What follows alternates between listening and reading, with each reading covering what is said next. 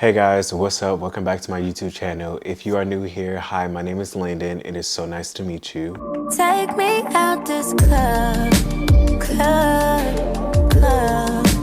Drinks I've had enough. But I kind of just want to update you guys on pretty much what's been going on in life, how life is today, and hopefully courage, inspire anybody who's ever going through this. I honestly don't even have a lot of words to say, but okay, I want to go ahead and just jump straight into it. So about 2 months ago, which was September, I got a text from my dad, which is pretty much just let me know like, hey, your sister's in the hospital. And I was kind of just like, what? Like, WTF? Like, what the fuck? Like, what happened? I'm so confused. And so like a lot of times when somebody tell me something, I have to like sit and process it before I react in any type of reaction. So I'm like sitting here like, oh my God, like what's going on? What happened? Da da da da. And I'm asking questions and he's only doing the best he can with what he got to give me answers. And so I'm like, okay, I'm coming down to Florida. So this is around the end of September-ish. So I get down to Florida, I spend like a weekend there. And I went to see my sister in the hospital. When I tell you guys, I've never seen somebody in a hospital plugged up to so many machines, tubes, all that stuff. Like, I've never seen nothing like that before in my life. I've never seen nothing like that. And so I was shocked when I walked in the hospital room and I was just like sitting there in the dark in a corner because I couldn't believe what I was seeing. It's just so crazy how you could go from being okay one day and then the next day, like literally your whole life is flipped upside down. Exactly. So I went to the hospital. I spent time with my siblings in Florida and also my dad and my bonus mom. It was a lot of emotions going around. Like it was just a lot of everything. And I remember going back to the hospital because I think I went when I got in that Friday. I went back that Sunday. And I went with my dad this time. And when I tell y'all, like, the first time going, it was a complete shock to me. But when I went on that Sunday, like I was sitting there and I was, listening to music, to gospel music, of course, because whenever something in life feels like it's just going completely different, like I turn to God for everything, okay? I will turn to Him for every single thing. So I'm listening to my gospel music and I was listening to The Blessing. So if y'all don't know, I think The Blessing is by like Elevation Worship or something like that. And it was the part where it says, may His favor be upon you and 1,000 generations in your family and your children and your children and their children. That, when it got to that part of the song, I was bawling my eyes out because me and my sister are the same age. We're born the same year. Don't do too much. She's 5 months older than I am. And so just to see somebody who's literally the same age as me in this predicament, like it was just eye-opening for me. And then on top of that, she also has 3 kids. So her being in this position of where she is, and then her kids are not really knowing like what's going on because to this point, like they don't really know like what's going on. So yeah, that took took me for a whole different loop. I had to walk out of there.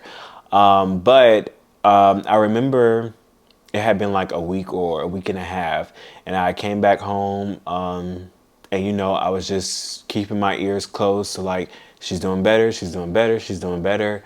And then my dad texted me, it was like a Friday or something like that, and was kind of just like, hey son, your sister's gone. And at first, like, it just like I was stuck. Like I just could not believe what I read through the text. And so I called him and I was talking to my granddad and he was talking to me. I'm hearing like a lot of commotion in the background, but I'm like paying attention to what my granddad's talking to me about. And I got off the phone with him. I talked to my dad for a little bit, got off the phone with him. And that was that. And then like that happened on a Friday. Saturday came, Sunday came. And like around Sunday night, I had just came back from church. I was cleaning up, you know, logging onto my computer, doing whatever emails, responding back to emails I need to respond to. And I happened to get on Facebook. And so I'm seeing like all like Facebook posts and all that stuff that's going on. And so I called my dad and I'm like, hey, what's going on? Because I knew Friday that he said that like she was brain dead, but I didn't know when they were going to do the final steps. And so they had did it that Sunday. And when he told me, he said, I didn't want to call you about it. But when he told me, like, y'all, I still to this day, it feels so surreal that what happened. And honestly, it feels like in an instant. What happened to her wasn't an accident. What happened to her wasn't, I don't even know what I want to say. But what I will say is that the hardest pill to swallow out of this whole entire situation is that she left this earth without saying goodbye, because she didn't have any internal illnesses or any of that going on. Like, it was none of that. She was as healthy as a fox. So the fact that that happened, what happened to her, and it wasn't a matter of like, I know I'm going, so I'm going to say my goodbyes and all that stuff. Like, it wasn't any of that. Like, it was no goodbyes to her family, to her children, none of that. And so for me, that's been the hardest pill to swallow out of this entire situation. And even when I see her kids to this day, I'm just thinking like, that's the first thing that comes to my mind. Just like, what the fuck? Like, what? But this is the reality of it. I don't think God makes any mistakes. I don't think that, I don't question his, you know, whatever he has going on with whomever. I never really question it. But that happened on October 5th. They called and said that she was pretty much brain dead October 3rd. They pulled the plug October 5th. And my birthday happened October 10th, which was the following Friday. I did not do anything for my birthday. I was not in the mood to do anything. I did have some friends come over. My mom came over. One of my aunts came over.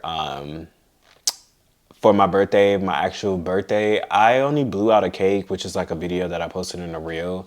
I don't know if I posted on YouTube, I can't remember, but I did post that. This is like all happening all at one time. So I wasn't in the spirit or in the mood to really do anything. And plus I was leaving to go back to Florida the next day and I was driving down. So I didn't really spend a lot of energy in my birthday. I just felt like it just wasn't the time. But yeah, I ended up going back to Florida, stayed for about 2 weeks. 2 weeks and some days. I feel like it's probably a little more than 2 weeks, but it was like 2 weeks and some days. We did the homegoing service, all that, the wake and all that. And I will say, like, kudos to my bonus mom. Like, when I tell you to have to plan your own child's funeral and the amount of strength that takes, like, I don't think I saw her break until the wake. And then like, she didn't really break at the wake. However, at the funeral, like, that's literally the final goodbye. Like, there's no more seeing her, viewing her, like, there's no more of that. And so that was the biggest, the toughest pill to swallow, as well. And just like being around, because I will say, like, I wouldn't say that I'm distant, but I pull myself back from a lot of things. I pull myself back out of the, like, I take myself out of the narrative for a lot of people. And so I will say that like I was pretty distant at first. However, I think that this whole situation just like awoken something in me to want to be closer to my siblings, like all of them, and be more responding, giving them grace, being the brother that they look up to, or the brother that they can come and talk to about anything, and just being there for them in general. Because I wouldn't say that I haven't not necessarily been that. However, I do feel like I did distance myself to where maybe it's just not easy to talk to me because I'm so distant. But I'm only a work in progress. I just think that a lot of things that happen in my life push me away from a lot of things. But with this situation happening, I will say that it has allowed me to see things differently. It's still no bullshit when it comes to if you give me your ass to kiss, oh best believe like it's a wrap for you. Like wholeheartedly, believe me when I tell you, and with the napkin in between when I tell you, I play no games when it comes to disrespect at all. At all. Like, what's her name from that show, Olivia Pope? Speaking to me is a privilege, and you have no privileges, literally. But it has really showed me like life is too short to not be happy. Life is too short to regret things, and especially for me, because like I spend majority of my life being so hard on myself and so strict about the things that I need to do, the things I need to accomplish, and I need like I'm ordering my own steps. That's literally how I've been in my entire life. Like I felt like I need to be in control of what's going down, da da da da da, all the decisions that I make, all that, all that. But more so lately, like I kid you not, I have literally just turned the other cheek and just been like, I give it to God. Like I am not about to stress about this. Like I am not about to put a lot of energy into this. I'm gonna give it to God. Whatever happens, happens. Like I have nothing else to give to situations that don't feed me. I don't know if I filmed anything. If I did film anything, like I may have not filmed much at all, because I try to keep like my family's life private. Away from like what I do on social media, and try to keep like everybody like out of what I post and all that stuff, because trust me, there was drama. Okay, I feel like at any and every funeral there's always going to be drama, but there was drama. However, I'm not, like I said, I'm not going to put my energy into that, because let go and let God. However, I think that was like the biggest takeaway from this entire situation. I just got back home from spending Thanksgiving with my dad and my siblings and my bonus mom. And even doing that, like that was my sister's favorite holiday, just to be around family and like eat and all that stuff, laughing and all that stuff. So that was a lot different this year, of course, because of everything. I think we're all like all of the siblings are taking it very differently. My mom and my dad's taking it very differently. Everybody's taking it differently from one another. And grieving, I know, is like very different for everybody.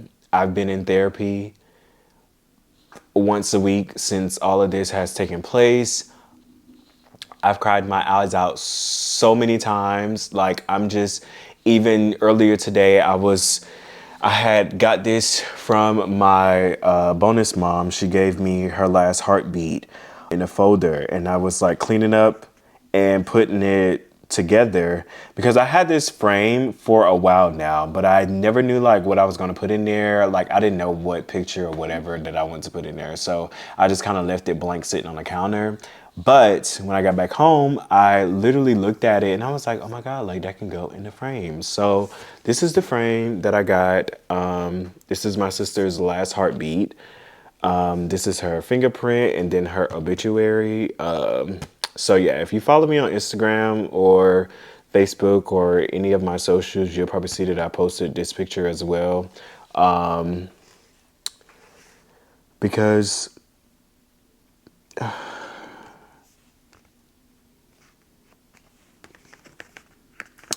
yeah,